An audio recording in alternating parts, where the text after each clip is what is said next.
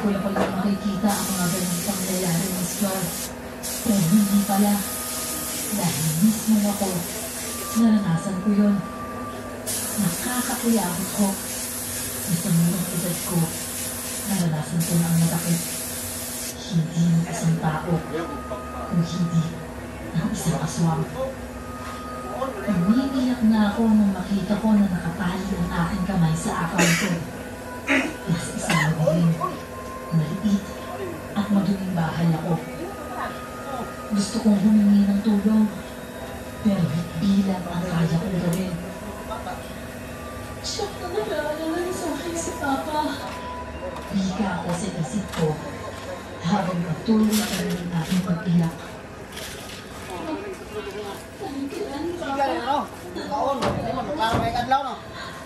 Ano nang nangyayari sa akin? Pero ilang tao natutulong sa akin para makaalis ako dito. Baka pinaghahanap lang nila ako dahil bigla akong nawala. Napahabulgol ako sa aking pag-iyak dahil nga kung ano-anong pumapasok sa aking isipan. Tumahimik ka! Halos mapatalon na ako sa sobrang gulat nung bigla kong narinig ang boses ng matandang aswang mula sa madilim na bahagi ng bahay. Lumabas doon ang matanda. Wala siya sa anyong aswang, kundi isang tao siya ngayon. Kung ayaw mong makain agad, tumahimik ka. Kung hindi ko nang kailangang gandihan ng ama mo, dahil dito sa sugat na ihinulit niya sa akin, kinakain na sana kita ngayon. Pero pasalamat ka. Medyo busog pa ako sa kinain ko. Kaya kung mahimik ka na dyan, hihintayin lang natin na maggabi. Dahil pagkagat ng dilim, ibabalik naman kita sa papa mo. Gagawin mo kitang bihag. Lalo akong napaiyak. Pero mas tahimik ang aking habulbol ngayon. Huwag niyo pong sasaktan ang papa ko. Hindi na umimik pa ang matanda sa akin. Dahil tinalikuran niya na ako at naglakad ko palayo. Nagkaiyak na akong muli. Sinusubukan kong makawala mula sa pagkakatali ng aking mga kamay. Pero hindi ko magawa. Masyadong mahigpit yun. Nang mga sandaling bihag ako ng aswang, nagkakagulo na pala noon si Papa at siyang Emily. Kwento sa akin ni Chang, pinakawalan si Papa ng mga pulis dahil nga walang nakalap na matibay na ebidensya ang mga kapulisan na si Papa talaga ang pumapatay. Sa kabila rin noon, tumistigo rin ang mga tao sa baryo na isang nilalang ang may kagagawa noon, isang aswang. Pero dahil nga mga pulis sila, hindi pa rin sila naniniwala at pilit na itinuturo si Papa. Pero katulad niya ako ng sinabi ko, pinakawalan niya ang mangya sa Papa ng araw na yun. Sa kanilang pagbabalik niya siya, nagkakagulo na pala ang aking mga pinsan sa pagkakalap sa akin. Nawala na lang ako bigla sa karinderya at hindi na mahanap pa. Halos mahimatay na nga raw ng si Papa dahil sa nabalitaan ang pagkawala ko. Hinanap na nila ako at tumulong na rin ng mga taga-rukon sa lugar sa paghahanap sa akin. Pero dahil na kami noong Papa, walang nakakakilala sa akin. Nahirapan sila ng ipagtanong ako. Ngunit hindi ningit sa kaalaman ni Papa at siya na ang matandang aswang ang umuha sa akin. Na mga sandaling yun, hindi na raw nila alam kung buhay pa ba ako o hindi na. Pero si Papa, ang hiraw sumusuko. Nasumapit ang dilim, muling bumalik ang matandang aswang. Humihikbi pa rin ako noon, pero pinipigilan ko lang na gumawa ng malakas na ingay. Dahil baka patayin na niya ako. Mabilis nang ibinagsak sa harapan ko ang isang malaking sako. Kapag ipinasok kita rito, huwag kang gagawa ng ingay ha. Nagkakaintindihan ba tayo? Nanlaki ang aking mata sa narinig ko. Walang duda. Sisilid niya ako sa sako na yun. Huwag ka rin malikot. Dahil kung hindi, mamamatay ka. Pagbabanta niya pa habang itinuturo pa ako. Tumulong muli ang luha ko, pero sunod-sunod akong tumango ng pagsang-ayon. Nang mga sandaling yun kasi, wala na talaga akong magagawa kung hindi ang maging kalmado na lang at sumunod sa mga gusto niya. Umiiyak ako noon habang sinisilid niya ako sa sako. Hindi pa rin niya tinanggal ang aking lubid sa kamay. Grabe na ang habulbul ko. Ibang trauma talaga ang dulot sa akin ng mga pangyayaring yun. Dadalhin na kita sa ama mo. Kaya magkamalakot at huwag mo nang subukan na mag-ingay pa. Wika ng matanda sa akin at isinarado na niya ang sako. Hindi nagtagal ay naramdaman ko na ang pag-angat ko sa lupa. Bumabangga ang katawan ko sa tila likod ng matanda. Kaya sigurado ako na pinapasan niya ang sako na lulan ako. Halos hindi ako makahinga dahil sa sikip ng aking pwesto. Medyo nahihilo rin ako dahil sa pagyug-yug niya sa tuwing naglalakad. Pero wala akong karapatan na magreklamo. Nagdadasal na lang ako ng makaintindi. Lord, iligtas niyo po ako. Iligtas niyo po kami ni Papa. Sana po makawalan niyo ako sa pagiging bilang ng aswang. Tulungan niyo po ako. Tumagal na rin na ilang minuto ang paglalakad namin. Hanggang sa huminto na rin ang paglalakad ng matanda. Hindi ko alam kung natin na kami.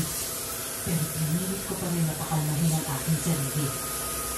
Maya-maya ay naramdaman kong binabanan ng aswang ang sako. Parang may sinasandalan akong isang matigas na bagay. Kung tama ang aking hinala, kung yun. Nang mga sandaling yun, wala na akong alam sa mga nangyayari sa aking paligid. Wala na akong narinig na kahit anong ingay na ginawa ang aswang. Hindi ko nga alam kung nasa tabi ko pa ba siya o kung umalis na ba siya. Ngunit kahit ganon, hindi pa rin ako kumibo sa loob ng sako. Basta ang tanging alam ko lang noon, mabilis ang tibok ng puso ko at punong-punong ng takot ang sistema ko. Muli akong nakiramdam sa susunod na nangyayari. Nang mga sandaling yun, wala akong kaalam-alam na nagpadala na pala ng hudyat ang aswang kay Papa para puntahan ako sa lugar na yun kung nasaan ako. Hindi ko pa nga alam nung una kung paano. Basta ang sabi ni Chang Emily sa akin, biglang may kumatok sa bahay nila. At pagbukas noon, sa harap daw ng bahay ay may isang puting sako na nakalatag sa lupa at may nakasulat na, pumunta ka sa bundok kung gusto mo pang makita ang anak mo. Gamit ang dugo. Bago raw umalis si Papa sa bahay para puntahan ako, binilinan pa ni Papa sina Chang na tumawag ng pulis o kahit ng barangay lang para sumunod sa kanya. Sa pamamagitan daw nun, malilinis din ang pangalan niya sa pagkakasangkot na sa patayan. Pagkatapos ng habilin na yun, dumiretso na agad si Papa sa paghahanap sa akin sa bundok. Noong nararamdaman ko na may kumakalas ng tali sa sako na lulan ako, akala ko ay yung aswang na yun dahil wala talaga akong kaalam-alam na darating si Papa. Pagkabukas nun, si Papa ang agad na sumalubong sa aking mga mata. Doon pa lang ay sumabog na ako sa aking pag-iyak. Papa! Papa! Buti na lang, Papa. Nahanap mo ako. Paparazzi! Grabe ang pag-iyak ko nun dahil akala ko talaga mamamatay na ako. Mabilis akong niyakap ni Papa at naging siya ay naluluha na rin. Pasensya na anak. Pagpasensya mo na si Papa dahil napabayaan kita. Hindi kita nabantayan na maayos. Sinaktan ka ba na aswang? May masakit ba sa'yo? Sunod-sunod akong pumiling para hindi na rin siya mag-alala pa sa akin masyado. Muli niya akong niyakap na mahigpit at saka niya ako agad na itinanggal mula sa sako. Binuhat niya ako at aalis na sana kami sa lugar na yun. Ngunit bago pa man makahakmang si Papa, sumulpot ng muli ang matandang aswang. Nasaan yung aswang siya ngayon? Sobrang gulo ng kanyang buhok. Nakakatakot na naman ang kanyang itsura. Nabalot na naman ako ng magandang takot. At alam kong hindi naman nararamdam ni Papa. Nakita namin dalawa ang pag-iisip ng matandang aswang. At saan ka pupunta? Akala mo ba ay makakatakas ka pa? Bika sa amin ng matandang aswang. Unti-unti akong ibinaba ni Papa mula sa kanyang pagkakabuhat. Pasimple niya akong binulungan. Magtago ka muna sa likod ng puno, Luisa. Huwag ka munang aalis doon. Nagtitiyak ko na parating ang pangkulo mo na may kasamang tulong mula sa pulis o barangay. Kahit ayokong iwan doon si Papa, sinunod ko siya. Mabilis akong tumakbo sa may puno na pinagsasanggalan ko kanina at saka sinunod ko ang mangyayari. Alam kong balik ka sa akin. Pero huwag mo na idamay ang anak ko. Ako na lang. Nagpapaiyak na ako ng mga sandaling yun at todo na rin ang aking pagdadasal na sana walang mangyaring masama kay Papa.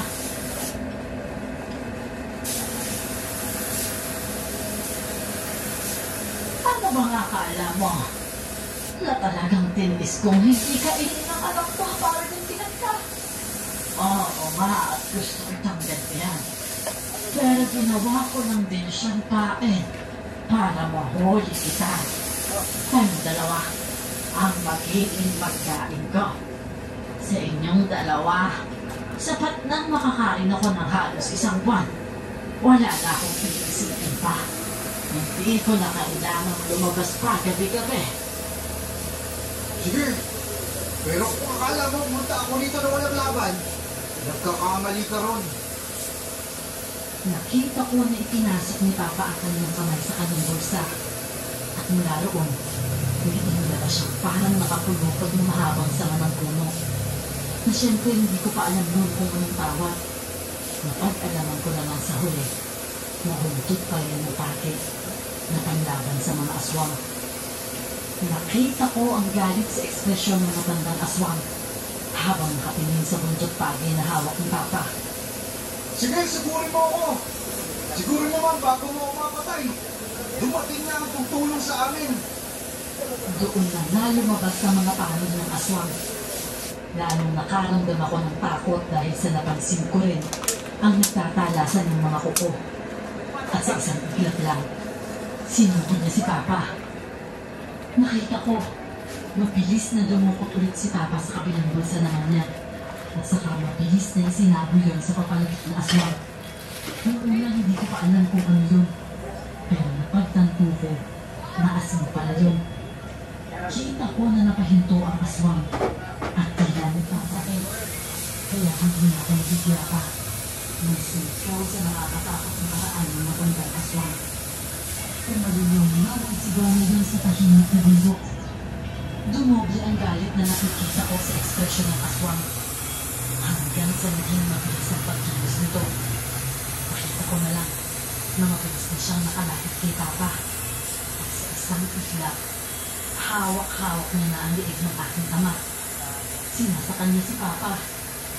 Naghanap ako ng bato na pwede kong ibato sa matandang aswang.